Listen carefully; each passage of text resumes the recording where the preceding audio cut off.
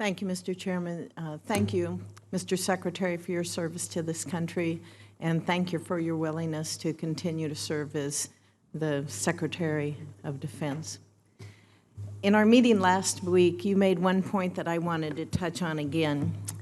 In a strategic environment defined by great power competition, the most effective method of preventing great power conflict, and that is our nuclear deterrence, is of growing importance.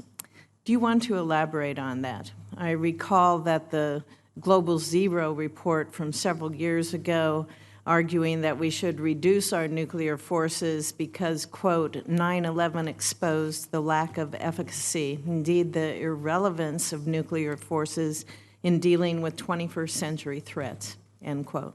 I don't think that argument was valid then, and I certainly don't believe that it is valid now. What are your thoughts? You know, Senator, I had the privilege of working on these issues in the past up here on Capitol Hill. You know, I'm convinced after studying them for quite some time that a nuclear deterrent is essential to our security. It's a top priority. It has kept the peace with regard to deterring nuclear war for 70 years now. And so I think the important part is to ensure that we have a modern, effective, credible, and safe and reliable deterrent. And so that's why we need to look at each leg of the triad.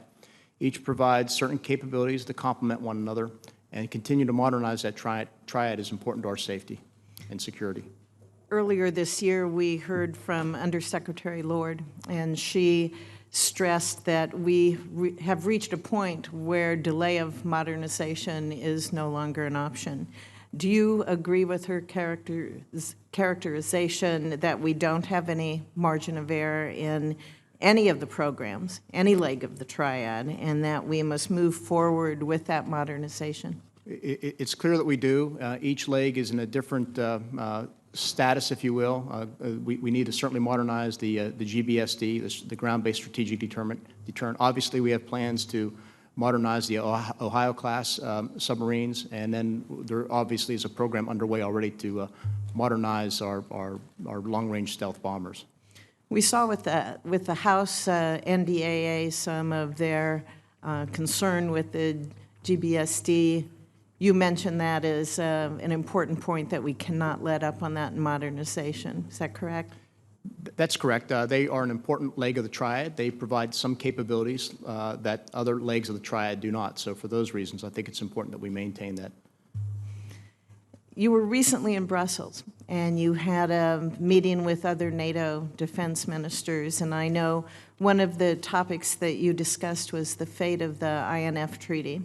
And as I'm sure you are aware, critics of the administration continue to promote the narrative that the president's decision to withdraw from that treaty, which has failed solely because of Russia's actions, that's created disunity in our NATO alliance. Was that your impression? No, Senator, it was not. You know, I'd say a few things. I've worked these issues in the past with regard to arms control. Russia has cheated or is cheating on treaties. I give the Obama administration high marks for calling them out and trying to work this. And obviously, Secretary Mattis worked this issue as well. I think the INF Treaty has served us well, but it only works if both parties comply. And we have been diligent, we the United States, in complying with the treaty. But in discussions with NATO allies, both bilaterally and in the big room sessions, if you will, I was really impressed by the fact that everybody was unified and agreed that we cannot stand by while Russia arms itself with intermediate range missiles, SSC-8s, that are nuclear tipped and have most of Europe within their range. And so we also agreed on a path forward, and we also agreed publicly, I think I mentioned it publicly, that we encourage Russia to come back into compliance. The United States will remain in compliance with all of our obligations until August 2nd. And after that point in time, we will continue to pursue what's in our best interests. So what are our next steps in response to Russia's violation?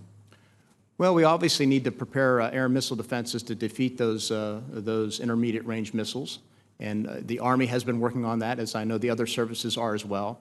But then the other part is to make sure that we develop our own conventional INF range missiles to deal not just with Russia, but China. Most of China's inventory is of intermediate range missiles, and so we need to make sure we have the capability as well respond should we, God forbid, get in a fight with them one day.